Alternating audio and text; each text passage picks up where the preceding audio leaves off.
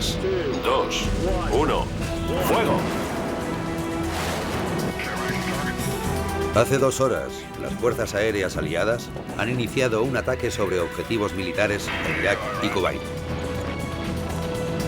Operación Tormenta del Desierto, la campaña aérea. Estamos en posición. La altitud será de 15 a 30 metros a 100 nudos.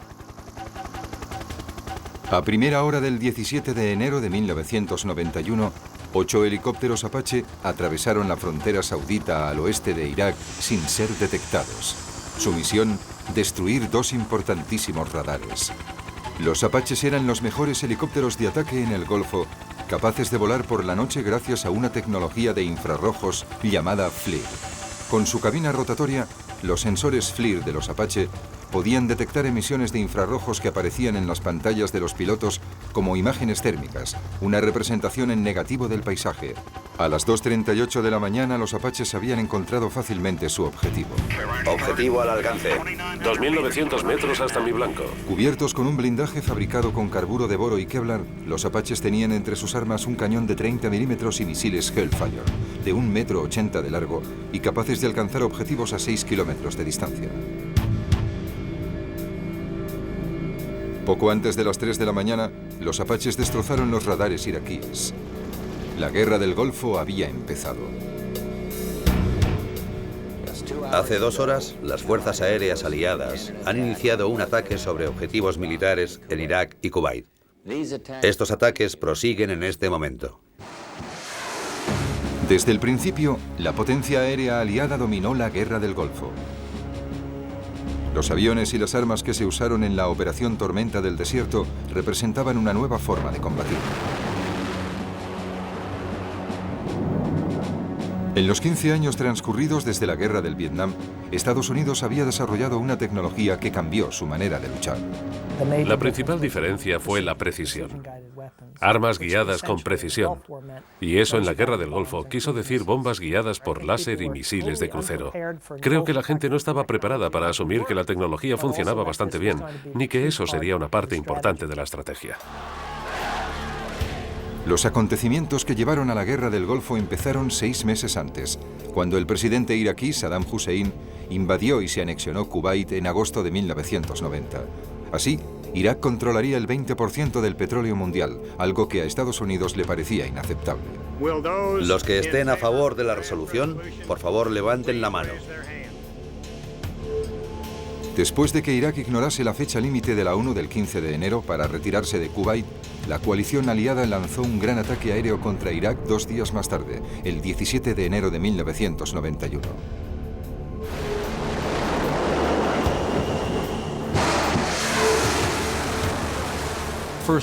La primera noche fue una impresionante orquestación de sistemas, hombres, mujeres y personal en un ataque a posiciones de mando como ningún combatiente había visto jamás.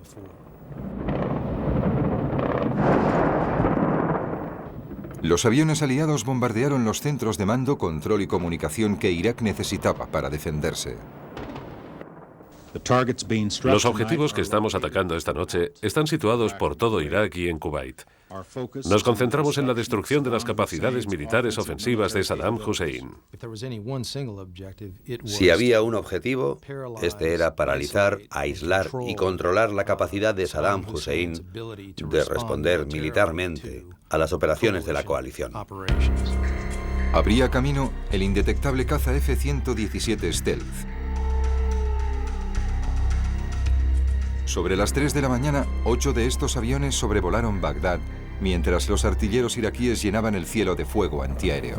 Las escenas que se vieron en Bagdad con miles de proyectiles disparados es la misma imagen de la frustración. Sabían que había algo allí arriba, sabían que caían bombas, pero no podían ver nada, así que disparaban a ciegas. La capacidad del stealth de volar sobre Bagdad sin ser detectado fue un gran salto en el combate aéreo. El secreto del stealth era que utilizaba diferentes tecnologías para pasar desapercibido, para contrarrestar la capacidad del enemigo de usar radares en contra nuestra. Usábamos tecnologías que reducían al mínimo la capacidad de detección de los radares iraquíes. Usábamos estructuras que absorbían las ondas de los radares, compuestas de materiales absorbentes, y también utilizábamos recubrimientos y otros tratamientos. La invisibilidad del F-117 tenía otra ventaja. El bombardero stealth podía llevar a cabo misiones en solitario.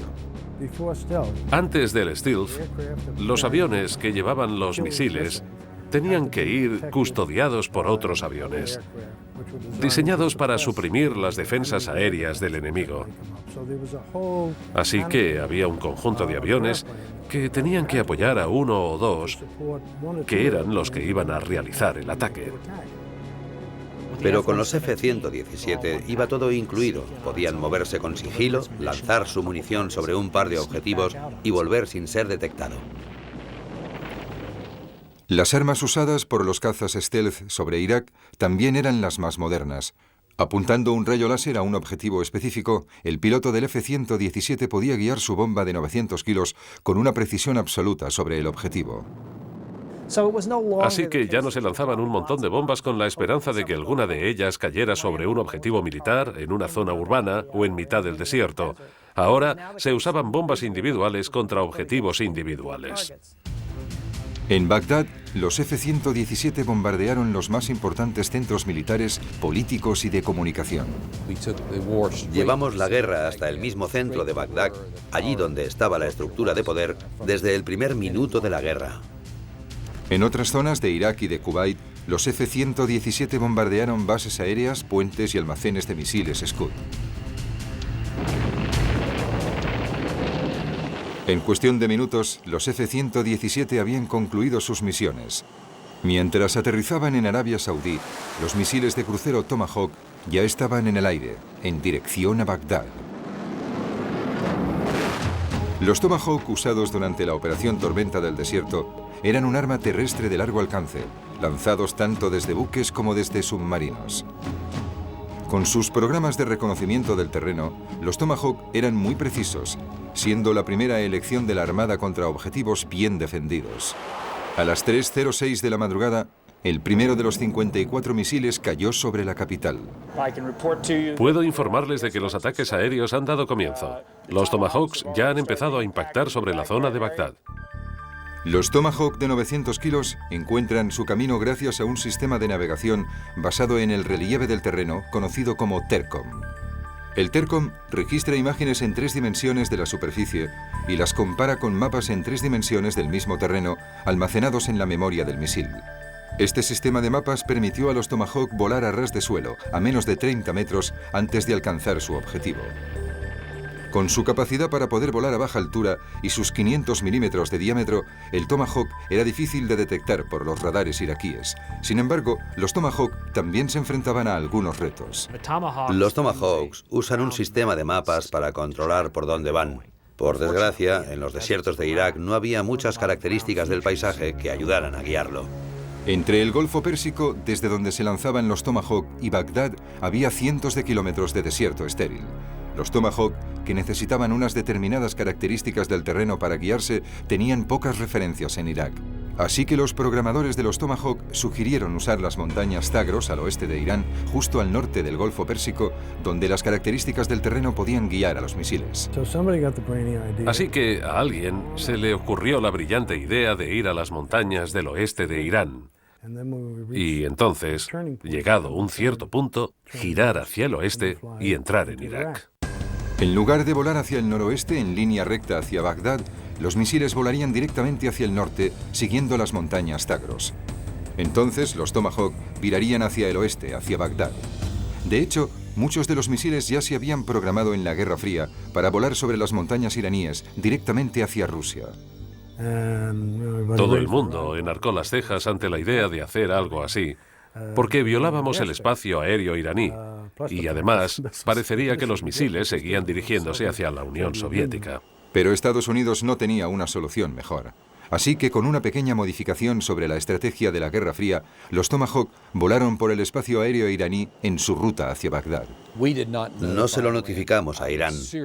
Dudo seriamente que tuvieran conocimiento de que los Tomahawk habían entrado en su espacio aéreo por un lado y por el otro. Prácticamente puedo garantizarles que tampoco sabían que estaban allí cuando cruzaron su espacio aéreo. La mayoría de los ataques contra Bagdad se diseñaron para interrumpir la producción de energía de Irak.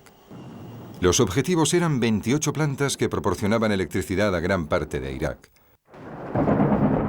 Los ataques con Tomahawk continuarían durante toda la noche, como las posteriores oleadas de ataques con stealth. Al amanecer del día 17, Irak disponía de menos de la mitad de su suministro eléctrico y la mayor parte de los centros de mando, comunicación y control no estaban operativos. Los aliados habían conseguido su primer objetivo. En el segundo y tercer día de la Operación Tormenta del Desierto, muchas de las misiones aliadas se concentraron en conseguir superioridad aérea, una fase importantísima de la campaña. ¿Quién o qué iba a evitar que dominásemos el cielo? Serían las fuerzas aéreas iraquíes y las defensas aéreas iraquíes.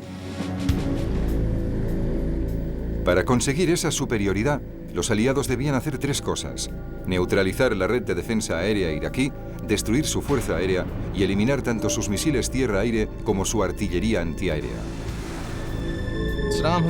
Saddam Hussein había organizado un sistema de control de primera categoría y un sistema de defensa aérea que era muy redundante, muy complejo y muy difícil de desmontar.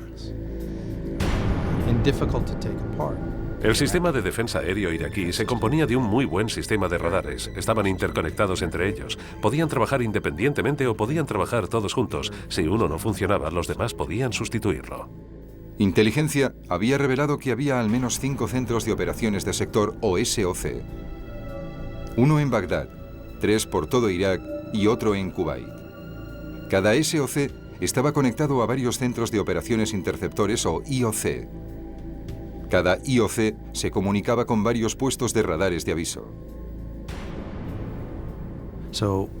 Todo ese conjunto componía el sistema de control de Irak, utilizado como defensa tanto del país como de las fuerzas iraquíes destinadas en Kuwait.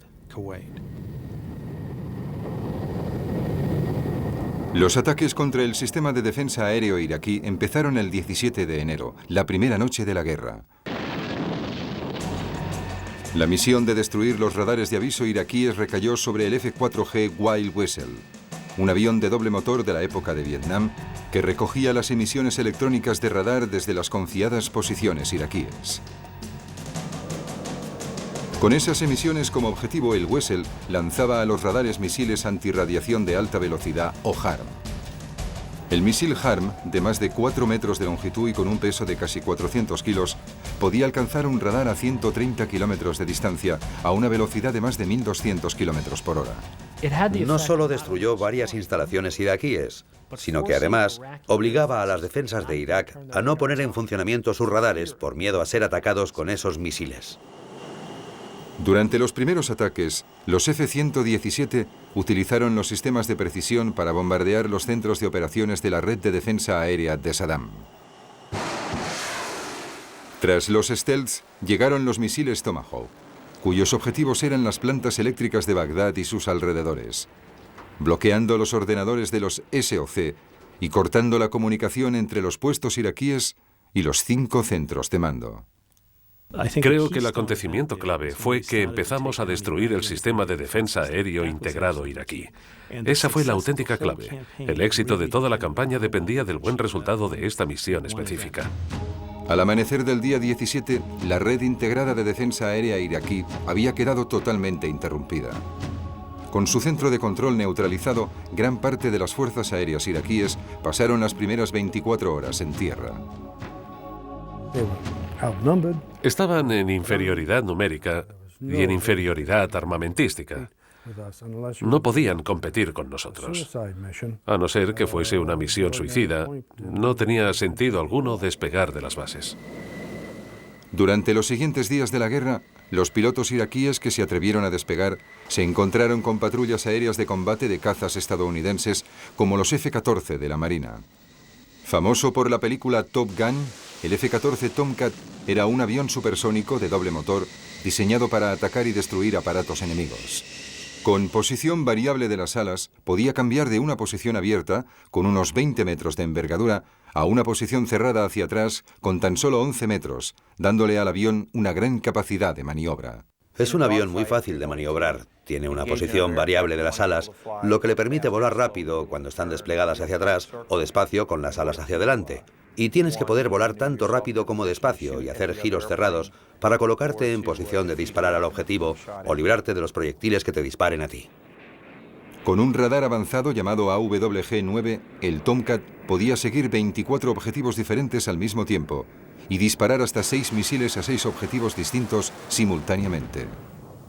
Si los aviones iraquíes hubiesen despegado y hubiesen intentado luchar contra los Tomcat, probablemente los habrían destruido antes de entrar en su zona.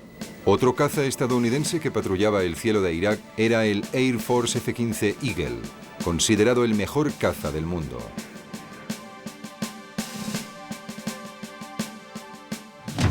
Con su gran aceleración y su relativamente pequeña envergadura, 13 metros, el F-15 podía girar bruscamente a alta velocidad mientras perseguía un avión enemigo.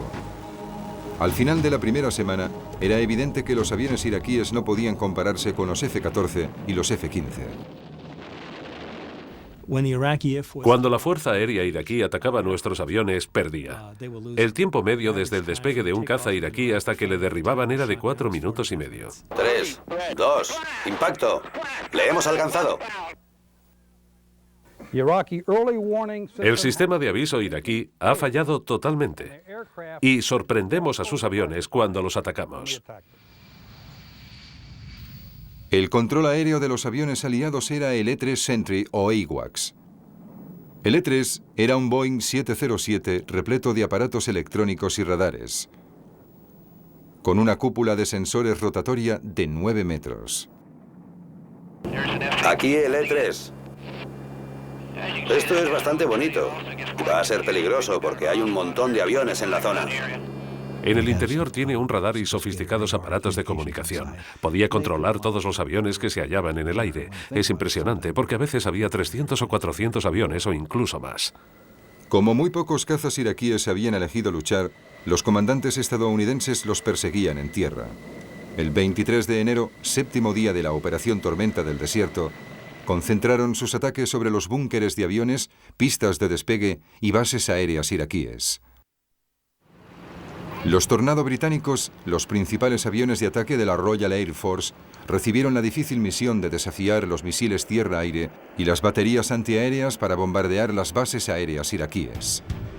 Utilizaron tácticas que se habían desarrollado para ser usadas contra los soviéticos en una guerra en Europa, tácticas de bajo nivel, en las que se acercaban muy rápido volando muy bajo y lanzaban las bombas.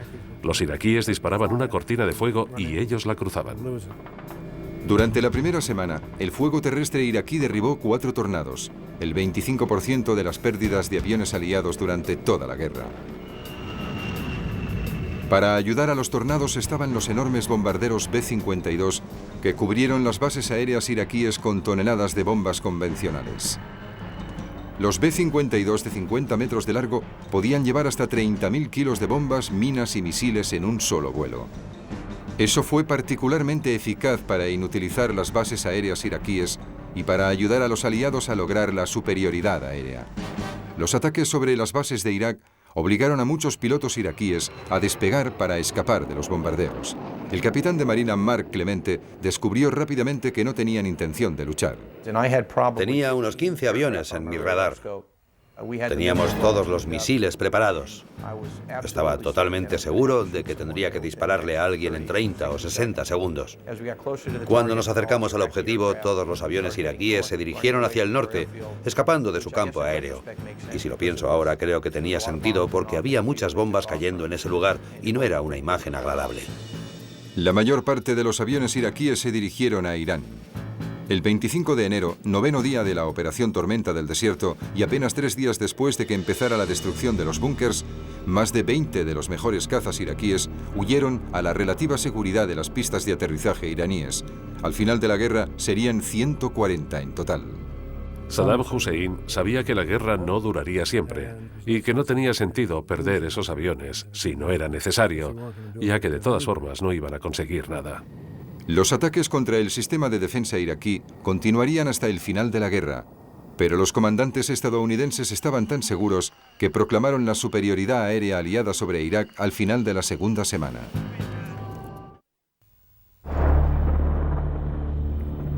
Saddam Hussein respondió a los bombardeos iniciales de la Operación Tormenta del Desierto disparando primitivos misiles llamados Scud contra Israel y Arabia Saudí desde el segundo día de la guerra.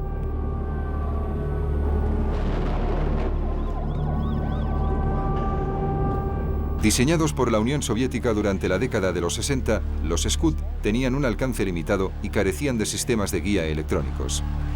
Eran más un instrumento de terror que un arma militar eficaz. Era la única arma que poseía Saddam que podía vencer a la coalición. ¿Cómo esperaba vencerla? Disparando tantos misiles como pudiera contra Israel, para intentar así que los israelíes entraran en la guerra. Saddam pensó que si Israel se unía a los aliados, el resto de naciones árabes abandonaría la coalición para no luchar junto a Israel. Así que desde el principio de la operación, destruir los Scud se convirtió en uno de los principales objetivos militares aliados y fue uno de los retos más difíciles para los estrategas aéreos de Riad. Además, soportaban la presión de saber que Saddam podía cargar sus Scud con agentes químicos. Había una gran inquietud, porque los Scud podían ser cargados con armas químicas. Saddam había usado estas armas químicas contra los rebeldes en su país. Había destruido un pueblo en la década de los 80 mediante un ataque químico. Nadie tenía dudas en Tel Aviv, en Washington o en cualquier otro lugar de que Saddam tenía ese as en la manga.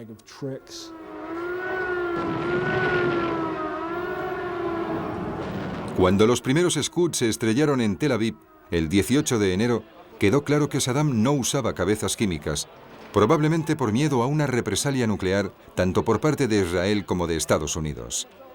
Sin embargo, los Scud causaron muertos y heridos, además de costar millones de dólares en daños materiales.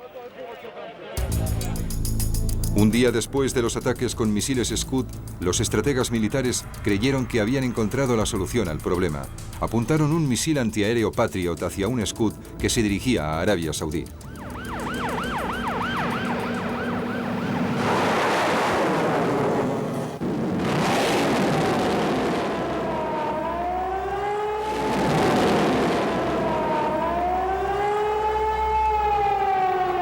Aunque se había diseñado como arma antiaérea, el Patriot destruyó el Scud antes de que tocara tierra. Con programas adicionales y una modificación en la cabeza del misil, el Patriot PAC-2 se convirtió de la noche a la mañana en un cazador de Scud. El éxito del Patriot ya es conocido por todos. Hasta ahora tiene un 100% de efectividad. De 33 ataques se han producido 33 destrucciones. La afirmación desde el principio, cuando se lanzaron los Patriot por primera vez, fue que eran perfectos. Pero en realidad no tenían nada de perfectos. Los observadores israelíes pronto estimaron que solo 2 de cada 10 Patriot alcanzaban a un Scud. Parte del problema era que los Scud estaban tan mal fabricados que se rompían durante el vuelo. Se separaban en 3, 4, 5 o más partes. Para el misil Patriot que intentaba entender qué ocurría, a Mach 6 o Mach 7, a muchos kilómetros por encima de la Tierra, diferenciar las piezas de los Scud que caían de la cabeza era una tarea muy confusa. Mientras los Patriot perseguían las piezas de los Scud, los comandantes estadounidenses recibían fuertes presiones de la Casa Blanca para destruir las lanzadoras móviles que disparaban los Scud. El comandante de la coalición, Norman Schwarzkopf, se enfadó por la intervención de Washington, ya que creía que el Scud era un arma militarmente insignificante. Francamente, me daría más miedo estar en una tormenta eléctrica en el sur de Georgia que estar en las calles de Riad mientras caen los Scud. Si te da, pero el porcentaje de acierto es mucho menor. Sin embargo, Schwarzkopf destinó el 20% de la potencia aérea aliada a la persecución de los Scud para mantener a Israel al margen de la guerra. Uno de los principales aviones que se usaron para encontrar las lanzadoras de Scud fue el J-Stars, un avión de reconocimiento experimental que podía seguir los movimientos de tropas y de artillería en tierra. El J-Stars por primera vez nos dio una idea de lo que ocurría en tierra. Podíamos seguir a los tanques por separado, a los camiones y muchas más cosas. Pero incluso con una tecnología tan sofisticada, encontrar las primitivas lanzadoras de Scud fue una de las operaciones tácticas más difíciles de toda la guerra. Los lanzadores de Scud iraquíes se aficionaron a disparar y a huir. Tardaban unos 20 minutos en preparar las lanzadoras, disparar, mirar cómo despegaba el misil y desaparecer en la oscuridad. La dificultad de identificar las lanzadoras de Scud quedó patente el 28 de enero cuando el comandante Buster Glosson mostró un vídeo de lo que había identificado como lanzadoras de Scud siendo destruidas. Voy a situarles en la cabina de un avión de ataque aire-tierra. Hay un total de 11 vehículos en esta zona. Todos ellos están cargados con misiles Scud, como pueden ver. Estos ya han sido disparados. Pero resultó que los objetivos no eran lanzadoras de Scud. Bueno, agentes de la CIA estaban viendo esta conferencia de prensa y mirando la cinta de vídeo, que no habían visto antes, y rápidamente se dieron cuenta de que no eran lanzadoras Scud móviles.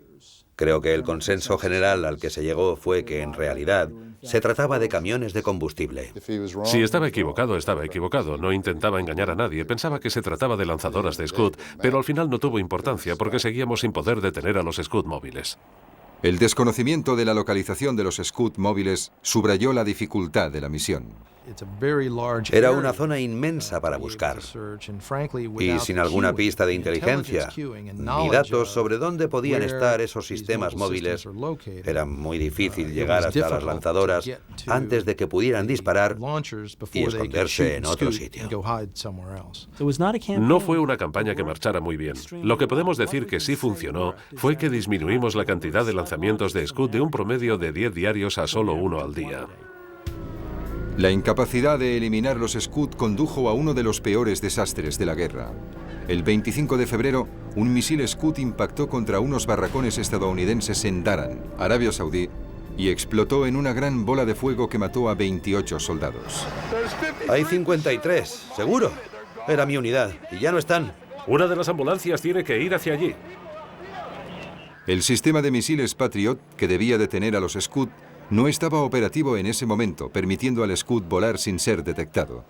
Más tarde, el Pentágono admitió que el sistema estaba desconectado debido a un error informático, un error que se podría haber evitado.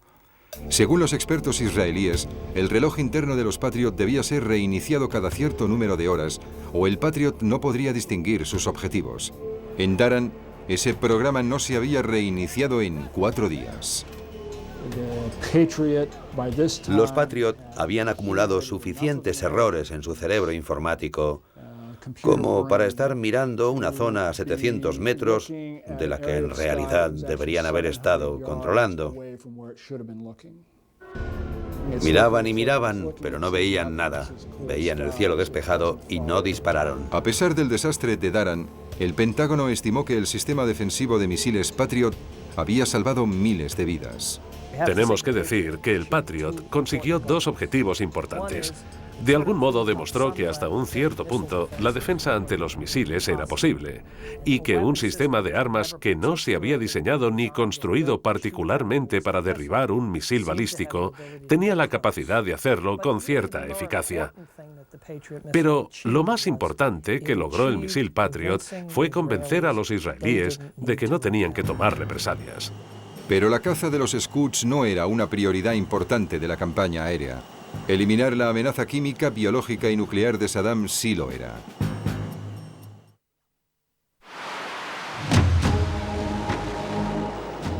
Desde el principio de la operación, los objetivos más importantes fueron las instalaciones que se sospechaba que eran nucleares, biológicas o químicas. Esos eran objetivos de alta prioridad que no queríamos que se usaran contra las fuerzas de la coalición. Así que no solo queríamos destruirlos, sino también negarle al enemigo el acceso a esas armas de destrucción masiva. Desde el principio, los comandantes estadounidenses reconocieron que tenían poca información sobre los programas nuclear, biológico y químico de Irak.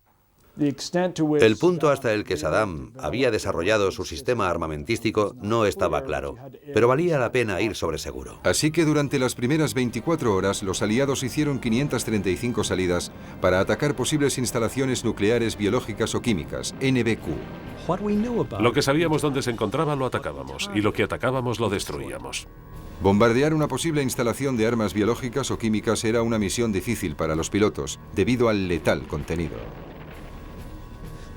El problema de destruir armas, esporas o almacenes de armas químicas o biológicas es el impacto que ese material puede tener sobre la población en general o incluso sobre tus propias tropas cuando éstas realicen ataques.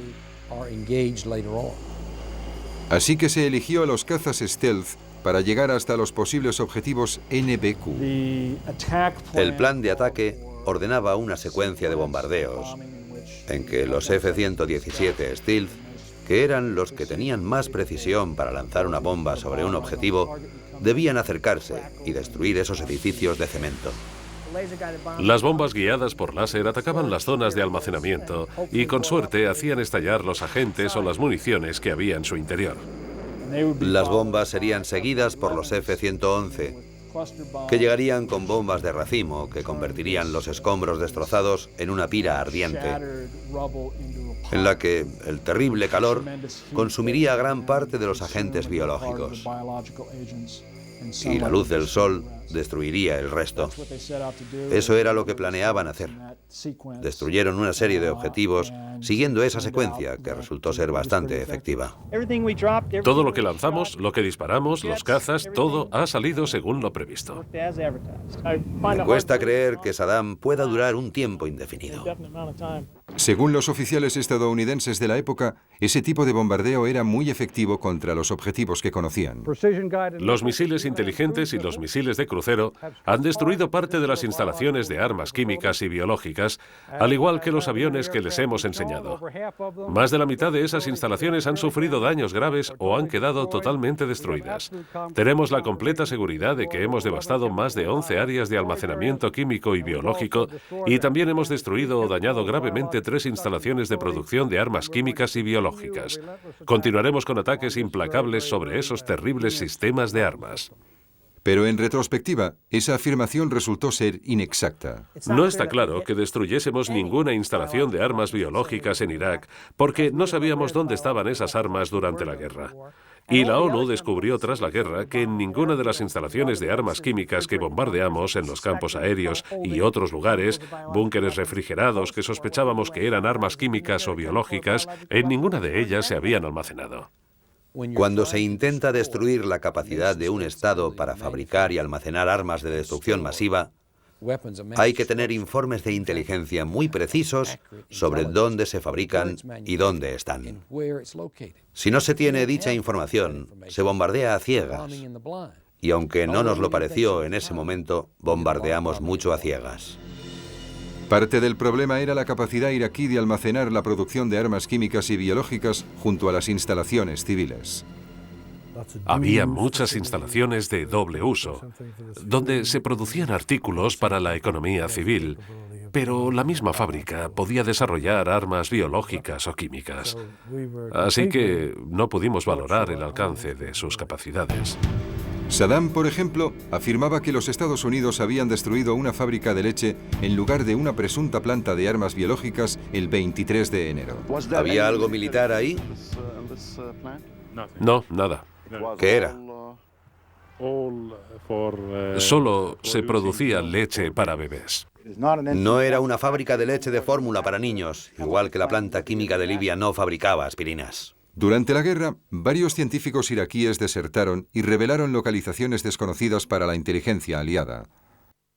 Esos lugares fueron bombardeados.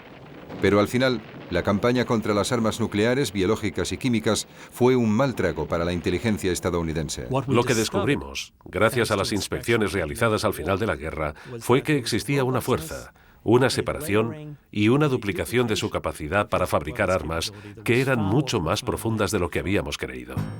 Sin embargo, la Agencia de Inteligencia de Defensa estimó que la campaña había retrasado la capacidad nuclear de Irak entre 3 y 5 años, y su capacidad química y biológica de 5 a 8 años.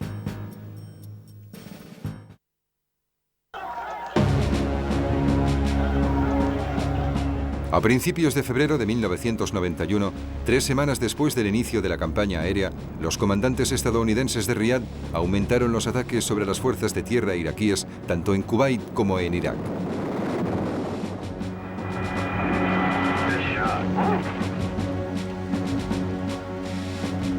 Mientras la operación terrestre se acercaba, cambiamos la prioridad hacia esas unidades que estaban en la línea de frente, enfrentadas a las fuerzas de tierra de la coalición. El objetivo aliado era reducir las fuerzas terrestres y la artillería iraquíes al 50% de lo que eran al principio de la guerra.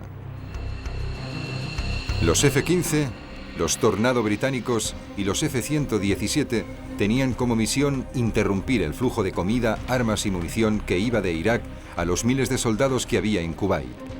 Las vías de tren y los puentes eran los objetivos principales, fáciles de atacar gracias a las bombas guiadas de precisión. Vaya, ya no queda nada de ese puente. El primer vídeo muestra un puente de ferrocarril. Tienen una red de vías muy limitada y si podemos destruir un puente marcará la diferencia. Hemos intentado atacar cerca de la costa porque es la zona más difícil de reparar, donde se causan mayores daños. Ese es un extremo del puente. Ahora verán el mismo puente atacado por el otro extremo. Interrumpiendo el suministro, las fuerzas aliadas esperaban minar la moral de los soldados iraquíes. Esta interrupción de las líneas de comunicación es importantísima para el desgaste de la maquinaria militar iraquí. Y era una maquinaria militar formidable. Se estimaba que habían unos 700.000 soldados iraquíes apostados en el desierto, capaces de camuflarse en la arena del desierto con sus tanques y su artillería.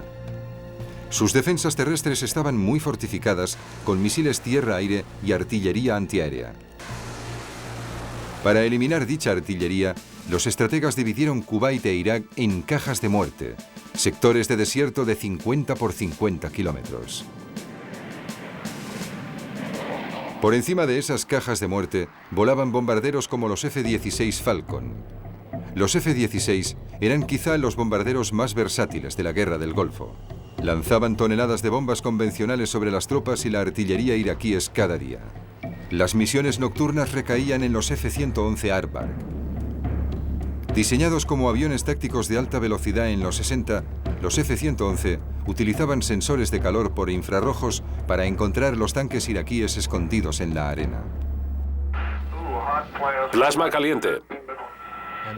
Buscaron en su zona y se dieron cuenta de que los blindajes iraquíes enterrados en la arena irradiaban calor, y este no se disipaba tan rápido como el de la arena que los rodeaba. Así que lo que parecía un desierto de dunas tenía un montón de puntos donde los tanques iraquíes habían sido enterrados. Buen tiro. A esta técnica, los pilotos aliados la llamaban tiro al tanque. Otros aviones que usaban imágenes térmicas para encontrar los tanques eran los F-15 Eagle y los A-6E Intruder, los aviones de ataque de la Marina con radares de seguimiento del terreno y láser autónomo. Quizás el destructor de tanques más temible fuese el helicóptero Apache.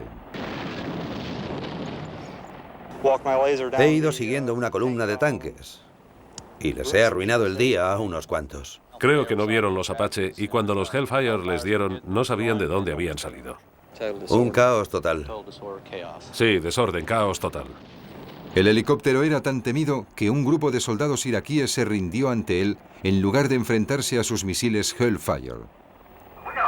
Nos están mirando todos. Parece que se rinden. Vamos a acercarnos un poco más, pero parece que se van a rendir. Otro buen destructor de tanques era el avión menos técnico que había en el aire, el A-10 Thunderbolt. Con su potente fuselaje, el A-10 podía sobrevivir al duro fuego terrestre mientras volaba bajo y lento buscando tanques. Diseñamos el avión con un fuselaje muy resistente, blindado. Los motores se colocaban en una posición que los dejaba detrás para que no sufrieran grandes daños cuando se elevaban desde el suelo, desde sus objetivos. El Thunderbolt estaba equipado con un cañón de 30 milímetros que disparaba una carga de uranio empobrecido. A pesar de su diseño, el A-10 era muy maniobrable a grandes alturas. Ya se ha probado en combate, ya se ha puesto a prueba y es un auténtico caballo de guerra. El Warhawk no fue el único éxito inesperado contra las tropas terrestres iraquíes. Los B-52 lanzaron toneladas de bombas convencionales en ataques al azar contra posiciones de la Guardia Republicana iraquí sobre Kuwait y en el este de Irak. Los B-52 tenían que abrir camino y atacar algunos de los objetivos de primera línea. Era como abrir vías para que los blindados estadounidenses pudieran pasar. Pero también debían debilitar las unidades que se encontraban en zonas escondidas, unidades de la Guardia Republicana que estaban en el desierto con unos cuantos tanques. Esa no fue la única consecuencia de los ataques de los B-52. Para las tropas de tierra iraquíes, era horrible encontrar de repente una columna de bombas de 2 o 3 kilómetros de largo y 1,5 kilómetros de ancho que estallaban a su alrededor, cuando ni siquiera sabían que tenían un avión encima. El 23 de febrero, tras 37 días de bombardeos y 35.000 ataques, los comandantes de la coalición decidieron que las tropas iraquíes ya estaban lo bastante debilitadas como para lanzar la ofensiva aliada terrestre. Estaban desmoralizados, paralizados, y la potencia aérea aliada había minado su voluntad.